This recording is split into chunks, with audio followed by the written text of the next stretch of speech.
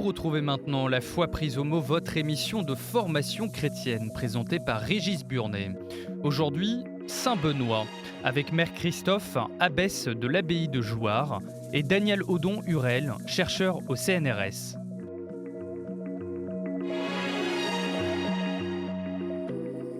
Bonjour et merci de nous retrouver pour La foi prise au mot, votre rendez-vous hebdomadaire de formation que nous allons consacrer aujourd'hui à Saint Benoît. En effet, la visite du pape Benoît XVI au Mont Cassin, le 24 mai 2009, nous a donné l'idée de nous intéresser à Benoît et à ses fils spirituels, les bénédictins. En outre, vous le savez, Benoît est le patron de l'Europe et en ces temps d'élections européennes, il est de saison de faire le point sur ce qu'il représente pour notre culture. Alors, qui est Benoît? Que contient sa règle? Quel est l'esprit bénédictin aujourd'hui? Voici les questions que nous allons poser aujourd'hui à deux invités. Je commence par Don Jean-Pierre Longat. Bonjour. Bonjour. Vous êtes père abbé de l'abbaye Saint-Martin de Ligugé. Et sœur Thérèse, bonjour. Vous êtes moniale de l'abbaye Sainte-Marie de Maumont. Alors, on va commencer par parler de Benoît avant de parler de la règle bénédictine.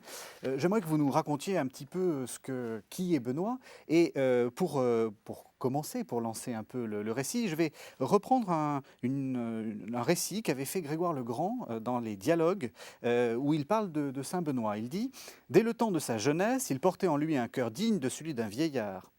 Dépassant son âge par ses mœurs, il ne livra son âme à aucune jouissance, mais alors qu'il vivait encore sur cette terre et qu'il avait la possibilité d'en user librement pour un temps, il méprisa d'emblée le monde avec sa fleur comme un sol aride. » C'est pas très drôle. Issu d'une très bonne famille libre de la province de Nursie, on l'envoya à Rome pour s'y livrer à l'étude libérale des lettres, mais il s'aperçut que c'était l'occasion pour beaucoup de tomber dans l'abîme des vices.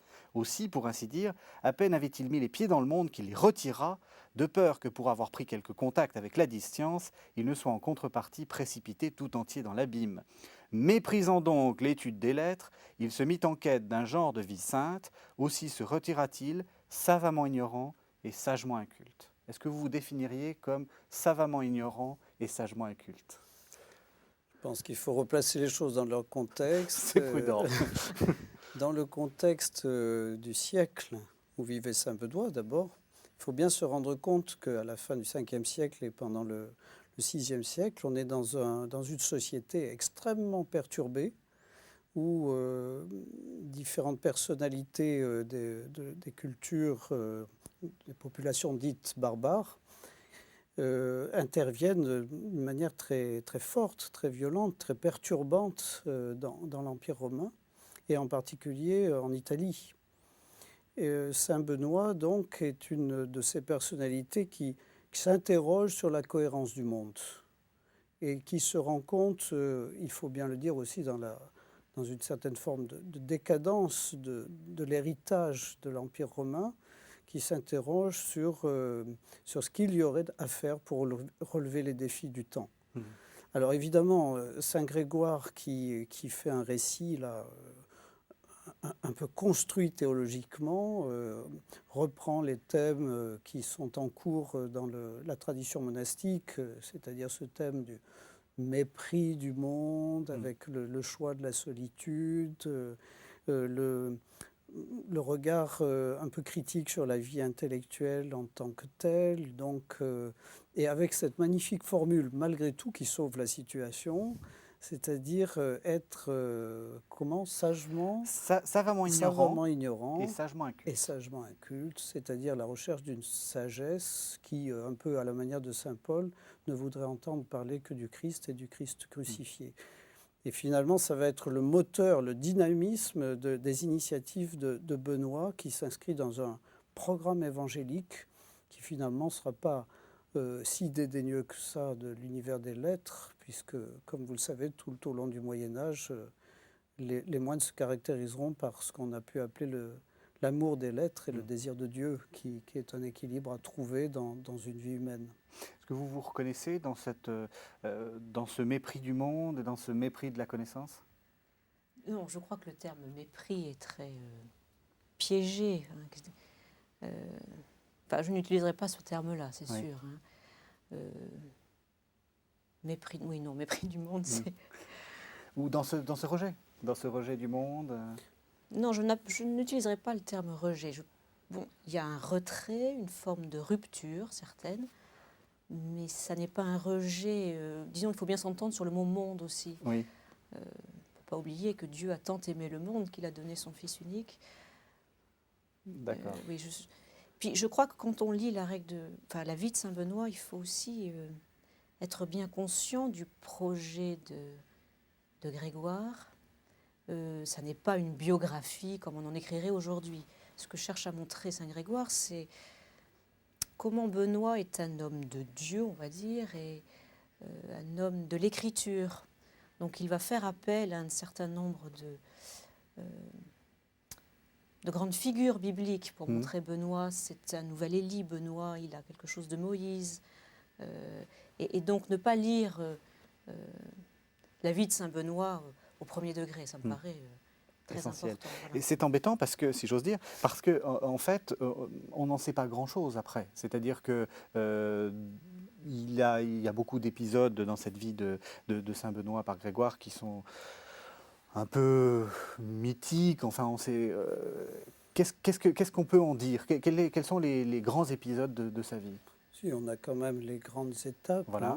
Donc il y a cette présence dans le milieu romain par rapport auquel il prend un peu de recul. Je crois que le terme recul serait le bon terme plutôt que mépris ou rejet. D'accord. Recul par rapport à une vie vaine, voilà, on pourrait dire ça. Et donc ensuite, il y a une recherche d'un lieu. Alors il commence d'abord un peu en relation avec un village, pour essayer d'avoir une vie un peu plus reculée.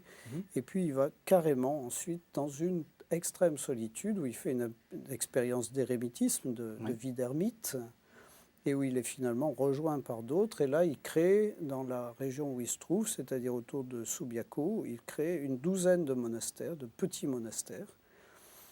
Et puis finalement, après être resté dans cette expérience un certain temps, il va fonder un peu plus loin le monastère du Mont Cassin, qui sera une aventure encore un peu différente. Donc vers 529. Voilà, c'est ça. Et est-ce que c'est une figure qui est encore présente pour vous? Est-ce que c'est quelqu'un qui... je pense par exemple aux franciscains. La figure de François est une figure très prégnante, c'est une figure attachante, etc. Là, on a l'impression que c'est moins... Je pense que chez nous, ce qui est très important pour nous, c'est sa règle. Voilà, l'héritage de Benoît, c'est surtout à travers sa règle. Mais il y a quand même des choses à entendre dans sa vie. Moi, ce qui me frappe, c'est d'abord ce désir de recul, c'est vrai. Et en quelque sorte, l'appel de Dieu le renvoie vers ses frères. Après un temps d'érémitisme. Donc à Subiaco, oui. Oui. Oui. Il est en quelque sorte contraint à retrouver, non, mais voilà. Et ça, c'est important, je pense, pour la vie monastique qui n'est pas d'abord, qui n'est pas du tout une vie centrée sur soi. Et l'appel de Dieu ne cesse de nous renvoyer à nos frères. Et on a une vie commune qui est très importante, je crois. Et on peut signaler que ça commence très mal pour Benoît, parce qu'il y a une communauté à problème qui vient le trouver pour en faire son abbé. Et finalement, cette communauté à problème, face à la personnalité de Benoît qui essaie de remettre un peu d'ordre et un peu de dynamisme dans la communauté, réagit très mal et cherche même à le tuer. À l'empoisonner, oui. Donc il est obligé de les quitter pour prendre lui-même des initiatives. C'est intéressant, je crois, de poser aussi cette dimension du personnage, car la vie monastique n'est pas cette vie irénique dont on pense que les moines s'abreuvent et les moniales s'abreuvent gentiment. De paix, de fraternité. Voilà. C'est une vie engagée au cœur de l'humanité, et c'est très intéressant effectivement que Benoît, faisant une expérience de solitude, soit effectivement renvoyé vers ses frères. Sa solitude est une solitude habitée, même si Saint Grégoire dit que dans cette solitude, il habite avec lui-même. En fait, il retrouve l'humanité profonde, quoi. Et cette humanité, il va pouvoir la retrouver ensuite avec d'autres, y compris dans ses aspects violents et difficiles. Donc oui, il faut se méfier de ses frères.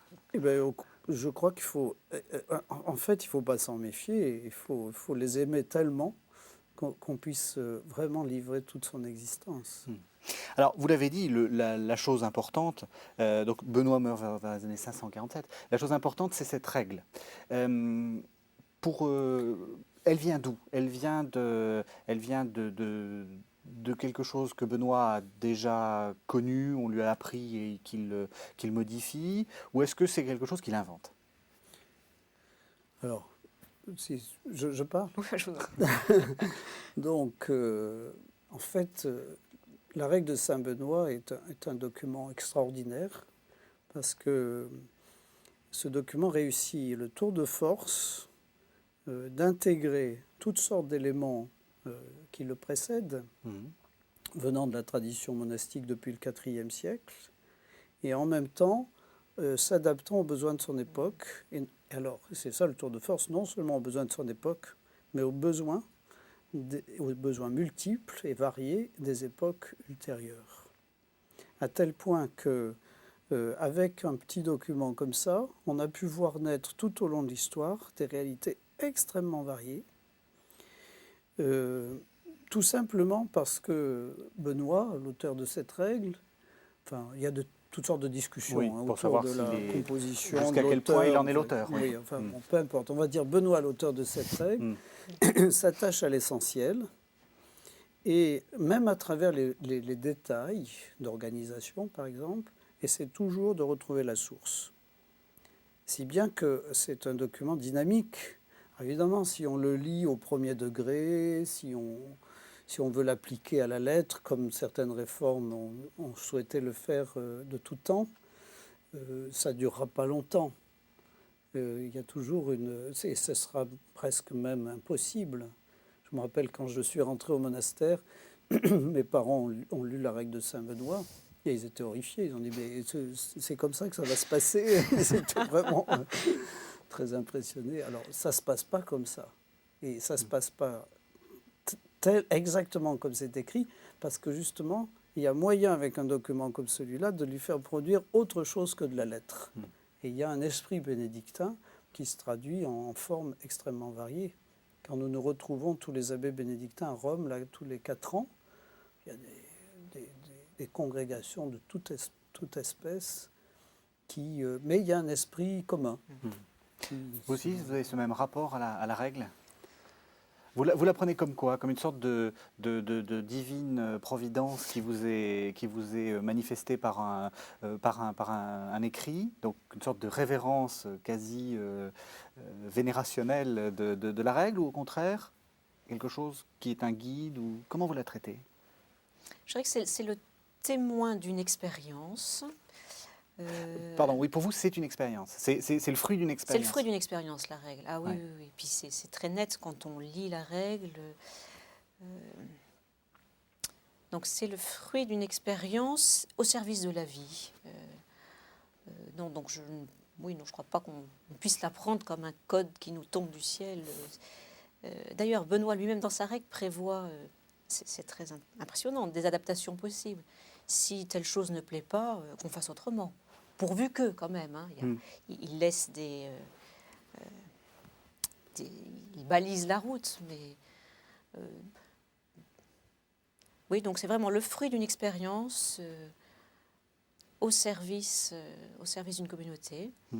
Et quand Benoît, au premier chapitre, définit ce que c'est qu'un moine, il dit des frères qui vivent en communauté sous une règle et un abbé. Donc la règle n'est pas un absolu.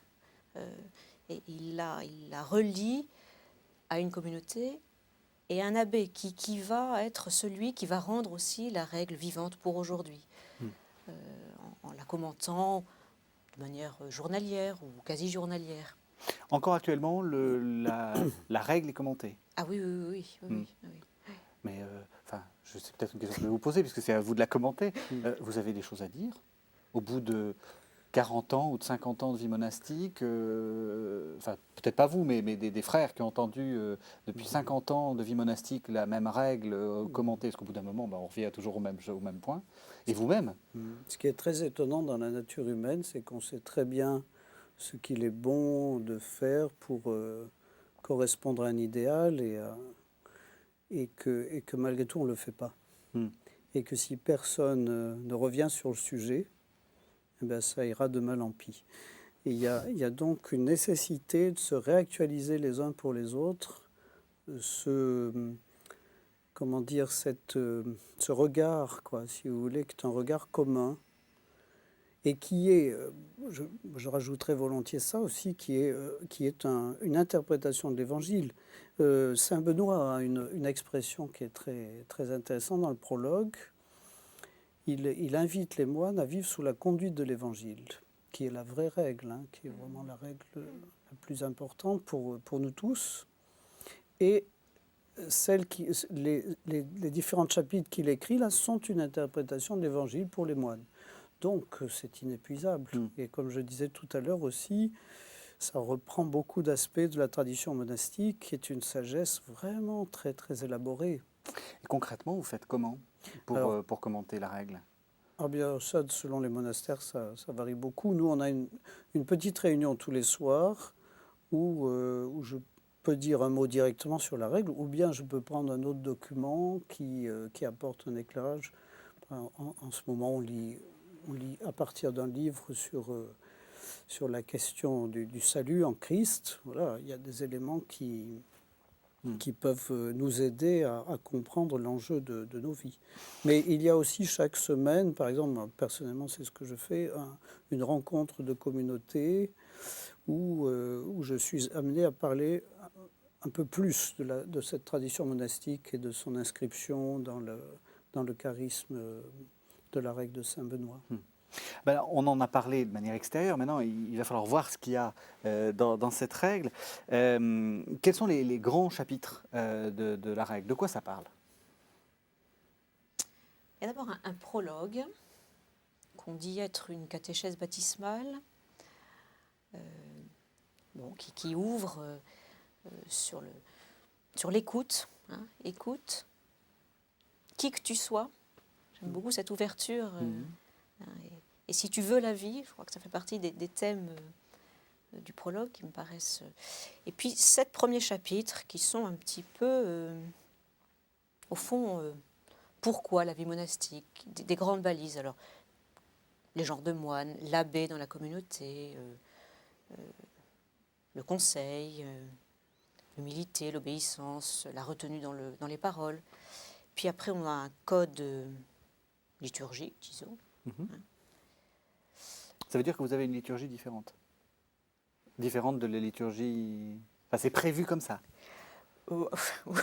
C'est un peu compliqué comme question? C'est un peu complexe, oui, parce que Saint Benoît prévoit, mais je ne sais pas quels peuvent être les monastères qui suivent exactement... disons qu'il donne des lignes, il donne... oui.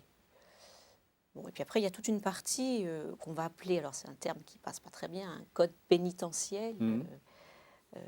Et là, on voit le très grand réalisme de la règle de Saint-Benoît. Hein. C'est vrai qu'il ne s'adresse pas à une communauté idéale, les moines de Saint-Benoît, comme les moniales, sont des gens indisciplinés, qui murmurent, qui sont têtus, qui sont... Voilà, donc c'est très concrètement, il va prévoir comment restaurer sans arrêt la communion. Je crois que c'est ça l'enjeu de ce code pénitentiel. Vous écoutez La Foi prise au mot sur KTO Radio. Aujourd'hui, Saint Benoît, avec Mère Christophe, abbesse de l'abbaye de Jouarre, et Daniel Odon-Hurel, chercheur au CNRS. Et dans ce code pénitentiel, ça prévoit quoi? Enfin, quel type de faute? Quel type de faute?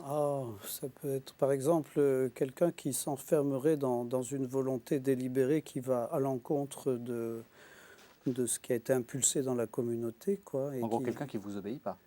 Quelqu'un qui manque d'écoute, qui n'obéit pas de ce fait, qui fait un peu à sa guise, quoi, sans tenir compte de cet élan communautaire, et qui s'enferme dedans. Alors, ce qui est impressionnant, c'est que justement Saint Benoît reprend l'Évangile à ce titre-là. Il dit quelqu'un ira lui en parler à titre personnel, et puis si ça ne marche pas, on en parlera en présence de 2 autres frères. et puis finalement devant toute la communauté, et puis si ça ne marche pas encore, bon, là on interviendra d'une manière un peu plus musclée. Bon, on ne le fait pas comme ça aujourd'hui. En tout cas, il n'y a pas de coup de fouet. Ni de coup de crosse. Ni de prison.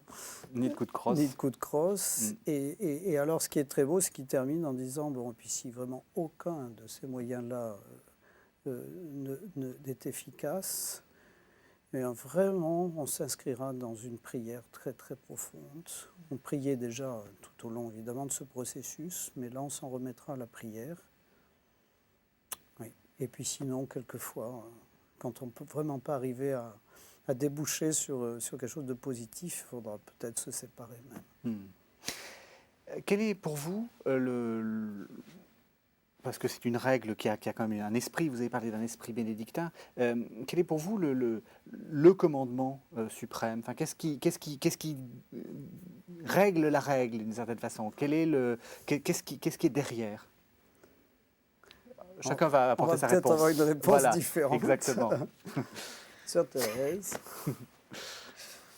Je dirais, comme l'a dit le Père Abbé, ce qui règle la règle, c'est l'Évangile, évidemment. Bon, c'est un peu vaste comme réponse. Ne me répondez pas, c'est l'amour, parce que là, vous trichez. Je crois que j'aurais du mal à avoir une réponse. Je suis impressionnée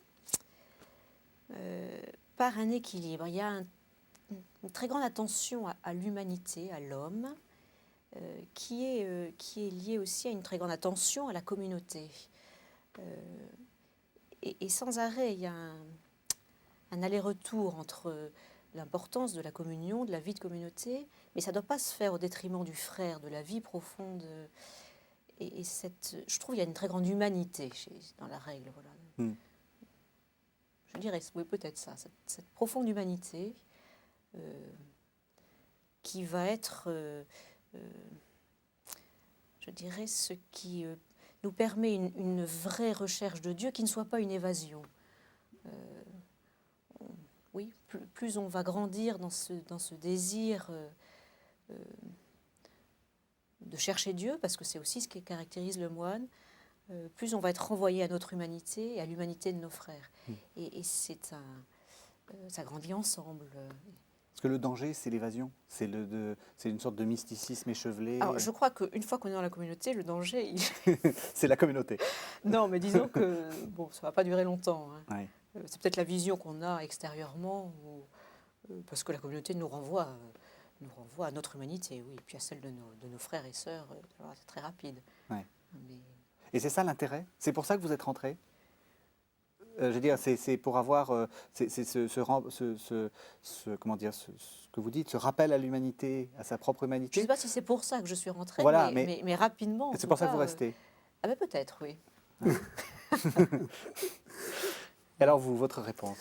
Bon, je ne sais pas si elle est satisfaisante pour la curiosité, mais il y a une expression de Saint Benoît qui me touche beaucoup et qui me semble être un moteur, c'est n'avoir rien de plus cher que le Christ. C'est-à-dire que tout ce que nous faisons, toute la folie dont nous sommes capables dans une vie qui n'est pas normale, hein, on ne fait pas des choses comme ça quand on veut avoir, je ne sais pas quoi, une existence commune, quoi. Ouais. Eh bien, c'est à cause de notre attachement au Christ profondément et au chemin qu'il ouvre. Alors, vraiment, moi, je dois dire que c'est ça qui me tient, quoi. De vrais compagnons, de véritable appui. Moi, je crois que je peux dire que je n'ai que le Christ, vraiment. Et le Christ est là. Le Christ est réellement présent. Il est présent sous différentes formes. Et Saint Benoît le caractérise même dans la règle d'une manière admirable. Et donc, n'avoir rien de plus cher que lui nous remet constamment en mouvement, nous remet constamment d'aplomb pour mener cette vie folle, quoi. Une vie folle pour le bien, une vie folle pour un plus d'humanité jusqu'à partager la vie de Dieu, quoi.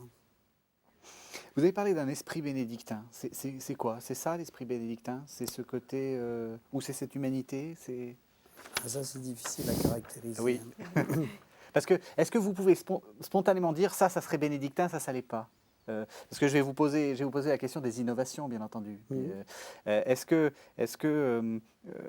il y a des choses que vous, est-ce que c'est cet esprit bénédictin qui vous permet de discerner entre les innovations que vous pouvez faire et les innovations que vous ne pouvez pas faire? Et qu'est-ce que vous pouvez faire et qu'est-ce que vous ne pouvez pas faire? Moi, je pense que une des marques très fortes de l'esprit bénédictin, ce serait autour de l'invitation de saint Benoît à dire, à propos du Père Abbé, mais ça vaut pour chacun des moines ou des moniales, de savoir puiser dans le trésor du neuf et de l'ancien. De savoir puiser Oui, du neuf et de l'ancien. Du neuf et de l'ancien.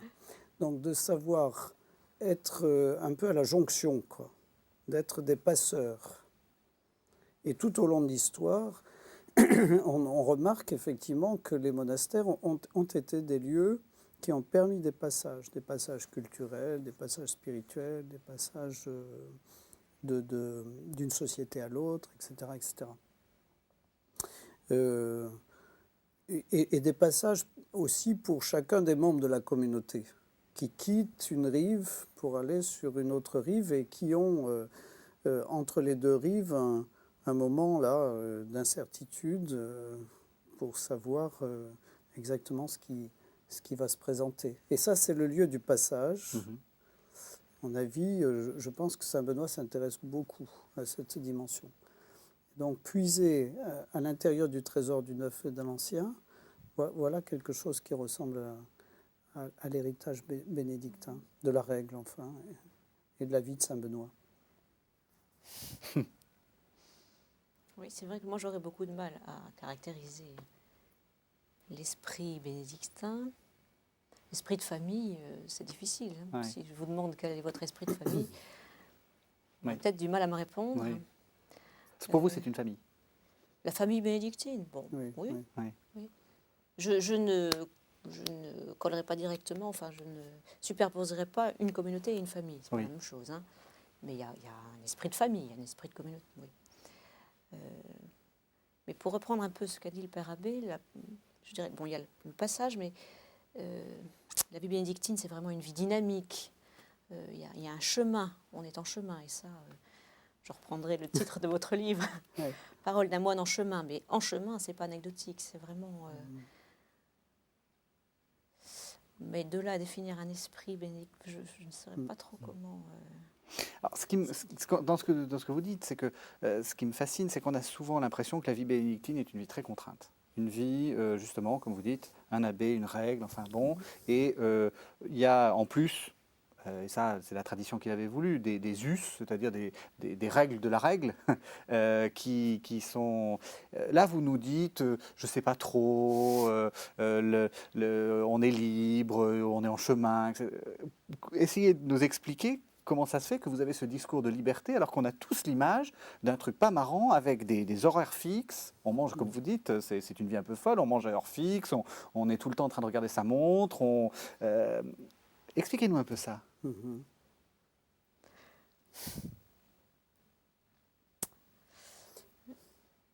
Moi, je dirais une chose, c'est que nous sommes de passage ici. Et ce qui nous intéresse, c'est déjà de partager quelque chose de cette vie qui ne finit pas, quoi, de la vie définitive, quoi. Et donc, on a un chemin sur ce passage à faire. Et il faut quelques repères, parce que sinon, vraiment, ça va être un peu compliqué, surtout pour vivre ensemble. Mais ces repères ne peuvent pas être absolus. Sinon, ça veut dire qu'on s'est installé là, dans l'endroit où on vit sur Terre. On s'est installé définitivement. Et ça, c'est tout le contraire de la vie chrétienne. La vie chrétienne est une désinstallation permanente, quoi.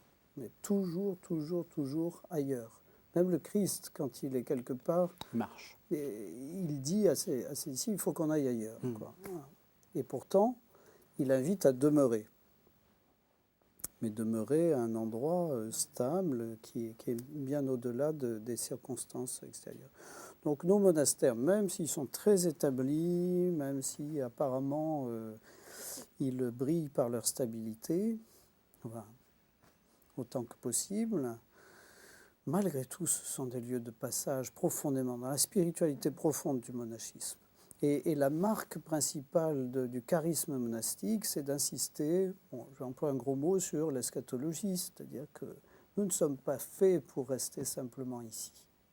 Nous sommes vraiment faits pour une vie immense, immense. On disait récemment, il y a quelque temps, lors on a célébré la fête de l'Annonciation, au Pâques, et nous étions invités à partager la nature divine. C'est ça qu'il y avait dans les prières de ces fêtes. Partager la nature divine. Le reste, ça va passer, quoi. Alors c'est aussi pourquoi la traversée des crises et toutes ces choses-là fait partie pour nous du mystère pascal. Alors on est souvent très surpris avec les moines et les moniales, ils n'ont pas l'air de s'affoler autant que tout le monde. Mais oui, tout ça, bien sûr. Tout ce qui s'installe doit être désinstallé. Alors, Vous êtes d'accord? Ah bah, tout à fait. Et, même si ça paraît très paradoxal, un des vœux spécifiques de la vie monastique, c'est vrai que c'est le vœu de stabilité, Oui. mais c'est justement cette stabilité dans une désinstallation permanente. Et comment on se désinstalle? On n'a pas d'objet à soi, par exemple, ça c'est important, ou c'est... Parce que être installé dans un endroit où on vit 50 ans, avec Oui. toujours les mêmes sœurs à la même Voilà, place... ça, c'est déjà radical pour être désinstallé. Et pourquoi? Parce que la vie de communauté vous confronte à l'altérité, à l'autre et à l'autre qui n'est pas moi. Et donc, je suis constamment désinstallée déjà par ça. Enfin, ça. Il faut que je vive avec. Oui, alors c'est plus que ça. Hein. Ouais. C'est ce pari fou, justement, de passer d'une vie... de construire une vraie fraternité. Là, je crois qu'il y a un grand défi pour notre vie contemporaine.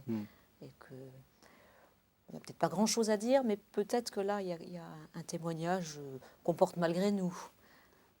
C'est-à-dire, ça c'est intéressant parce que ça va nous permettre de passer à la dernière partie de l'émission, c'est quelle est l'actualité de cette règle et quelle est l'actualité de Saint-Benoît. Pour vous, vous dites, vous êtes un défi au monde actuel, pourquoi? Parce que vous arrivez à vous supporter? Je pense que c'est plus que ça, mais... Oui.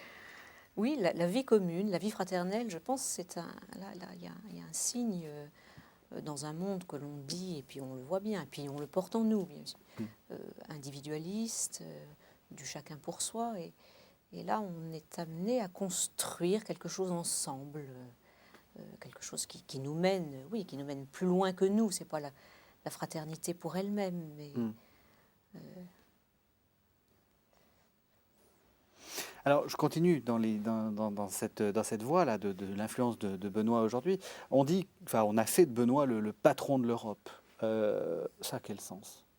Est-ce que pour vous, vous vous sentez européen? Est-ce que vous sentez que votre patron est aussi un Européen? Alors, personnellement, moi, je me sens bien plus qu'européen. Je me sens inscrit dans un paysage encore plus large d'églises et avec l'ordre monastique, on touche aux 5 continents. Vous savez qu'il y a une très grande vitalité d'un ordre comme le nôtre, où les cisterciens, on le dit brièvement. En gros, il y a la règle de Saint-Benoît, oui. Et puis de nombreuses familles qui se sont rattachées à cette règle. Ça, oui. Vous êtes bénédictin, je ne me trompe pas. Et il y a 21 congrégations bénédictines différentes. Voilà. Mais C'est des différences... des différences de coutumes, d'histoire, de fondation à différentes époques, etc. Et donc il y a des logiques de congrégation, de familles plus réduites, et toutes ces congrégations sont rassemblées en une confédération.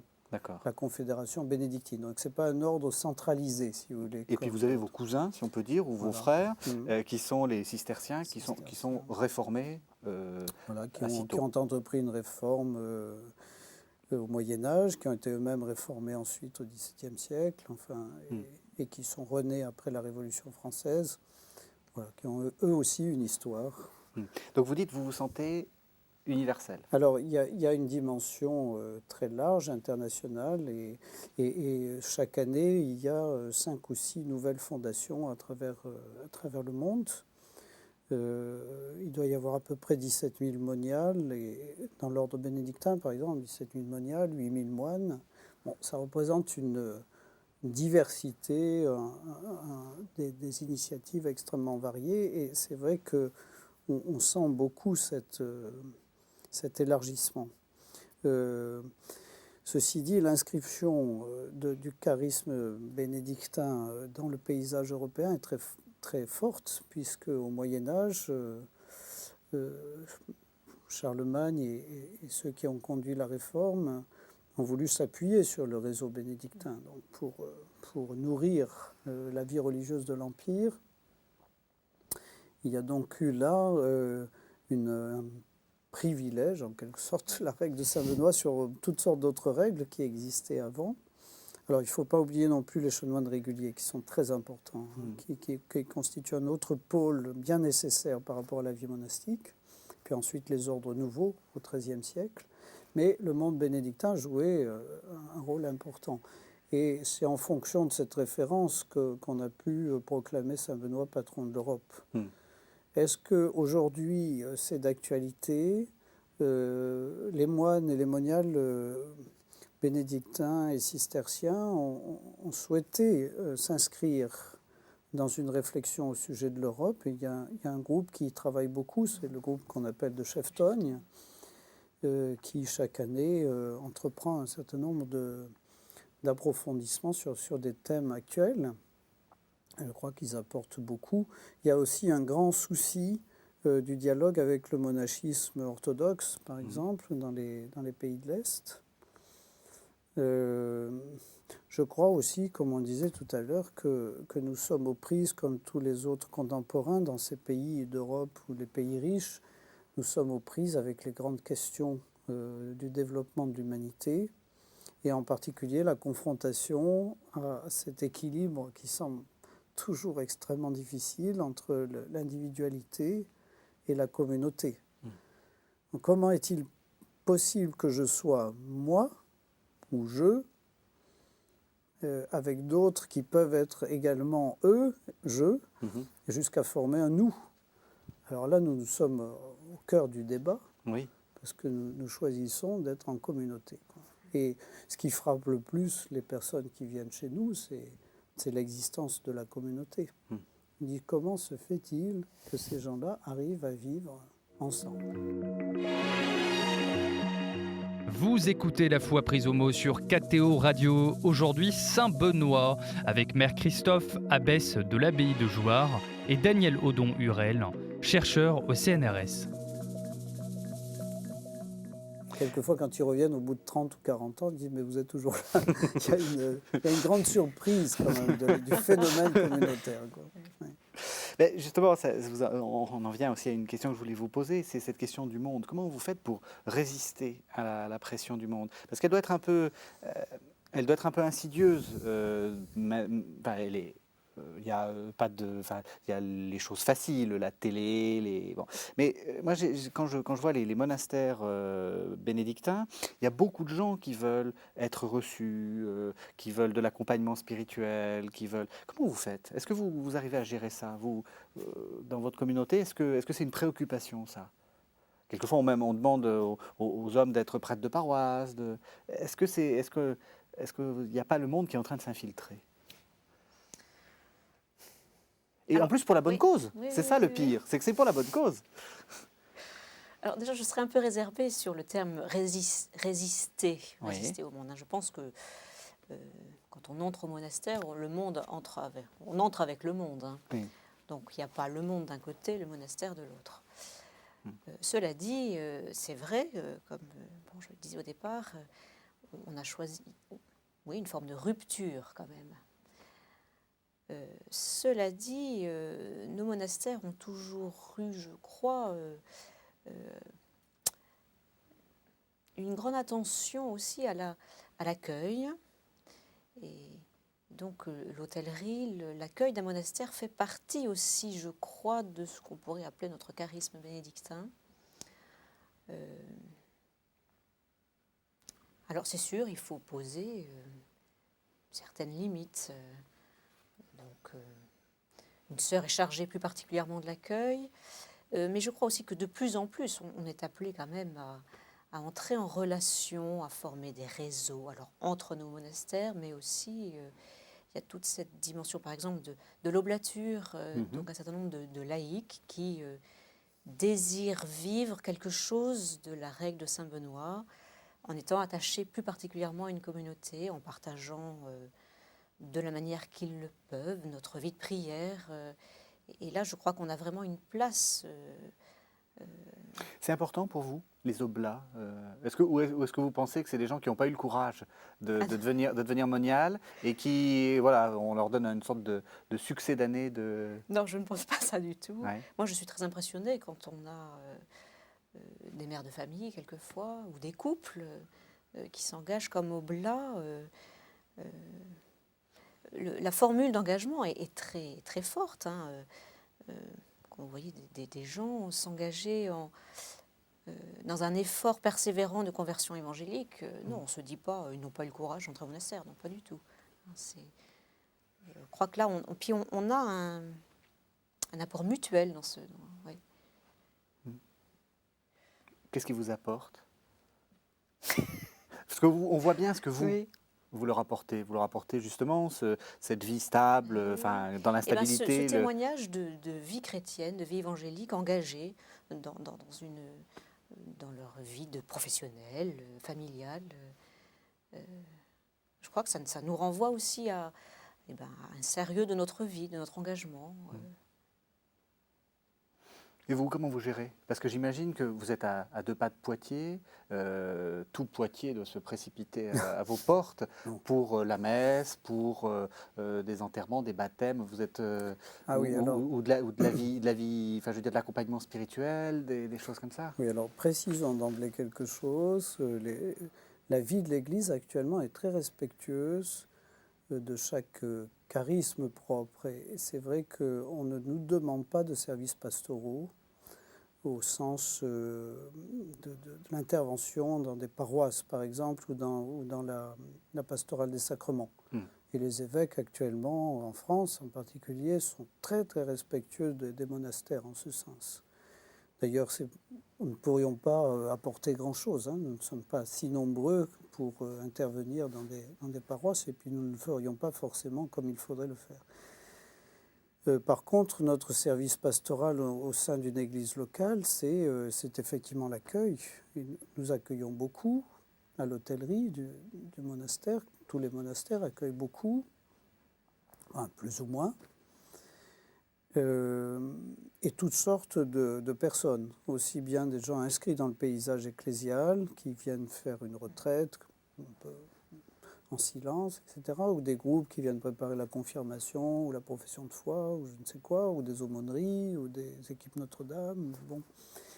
Mais également des personnes qui viennent réfléchir sur leur vie à un moment donné, qui viennent prendre un peu de recul, qui ne sont pas forcément chrétiennes.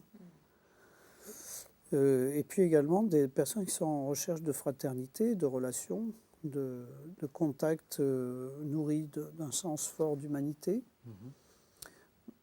Également aussi des personnes qui viennent réfléchir en groupe, comme par exemple des chefs d'entreprise, ou bien des scientifiques, ou bien des gens qui sont plutôt dans le milieu de la santé. Enfin, bon, et à tel point que je me dis que finalement, dans un paysage social comme le nôtre, il est très important qu'il puisse y avoir comme ce que j'appellerais des plateformes de croisement, quoi. Et que les monastères, nourris d'une longue tradition, inscrits dans une recherche de l'essentiel, peuvent être des lieux de ce genre. Au cœur même de la crise, un lieu de liberté où tout le monde puisse entrer et frapper, intervenir, et en même temps un lieu de nourriture, un lieu de, surtout, moi je crois que c'est le maître mot aujourd'hui, un lieu de partage. Et de partage dans les différentes dimensions de notre humanité.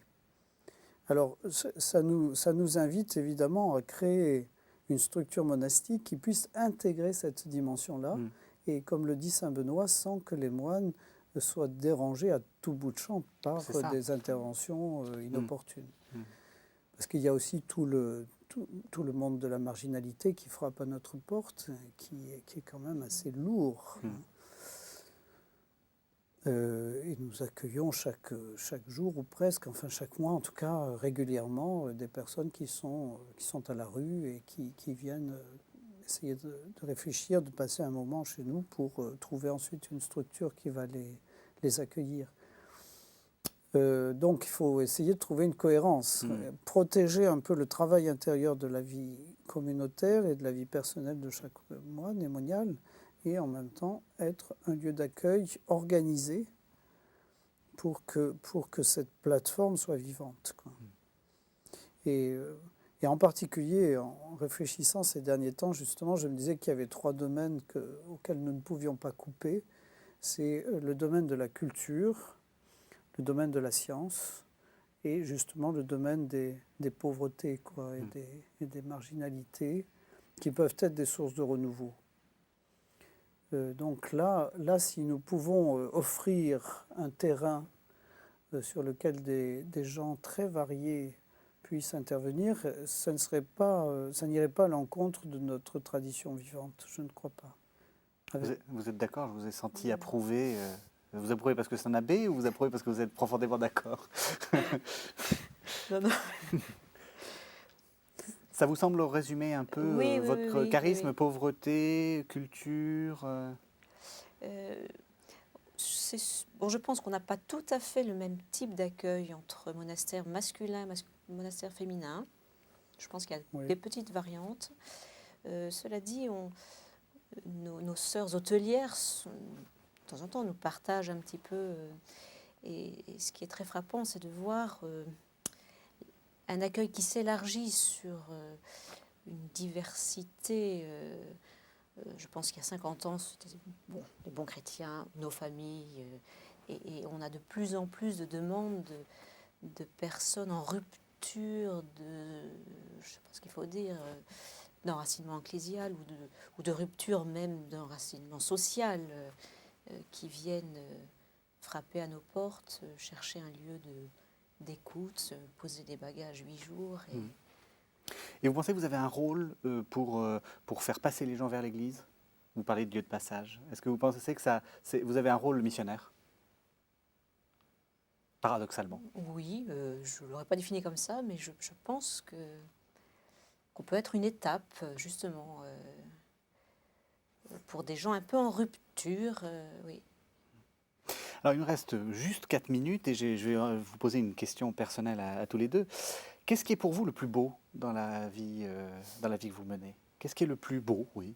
Pas forcément le plus exaltant, mais le plus beau. Qu'est-ce qui est le plus beau? Sœur Thérèse va répondre d'abord, parce que je pense que ça va m'inspirer.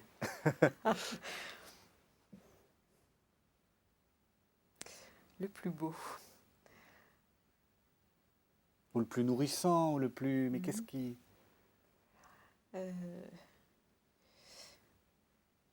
Bon, je crois que je suis entrée au monastère parce que j'ai été saisie vraiment par l'amour du Christ.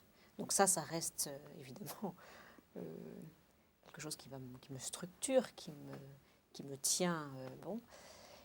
Et je reviendrai aussi à la dimension communautaire. Une communauté, c'est vraiment très beau. C'est très beau parce que c'est impossible et que malgré tout, c'est possible. Et une chose dont on ne m'a pas du tout parlé, c'est cette dimension de pardon qu'on vit dans nos communautés. Et ça, vraiment, c'est très beau. Voilà. La communauté qu'on forme, c'est une communauté de pécheurs pardonnés et qui sans cesse, avec beaucoup de failles, de difficultés aussi, ne cesse de reconstruire une communion possible. En se demandant pardon, concrètement? Ah oui, en se demandant pardon concrètement, oui, oui. Très bien. Et alors vous, qu'est-ce qui est le plus beau? Mais je dirais 2 choses qui sont complémentaires. D'abord, c'est un extrême foisonnement de vie Contrairement à ce qu'on peut penser, on ne s'enferme pas dans un monastère, on vient chercher la vie. Et la vie se déploie avec une variété, une surabondance, un déploiement extraordinaire. Concrètement, c'est quoi? C'est On la différence rencontre des gens très variés, on va faire des études à Paris, on, on découvre aussi dans le rapport à la nature cette espèce de profusion que Dieu a voulu pour l'homme, et on y est sensible parce qu'on ne se disperse pas en trop d'images. On transforme sans arrêt notre vie quotidienne, on aménage les bâtiments, on réfléchit à ce qu'il faut privilégier ou non. Enfin, c'est toute une entreprise, on accueille des gens très variés aussi.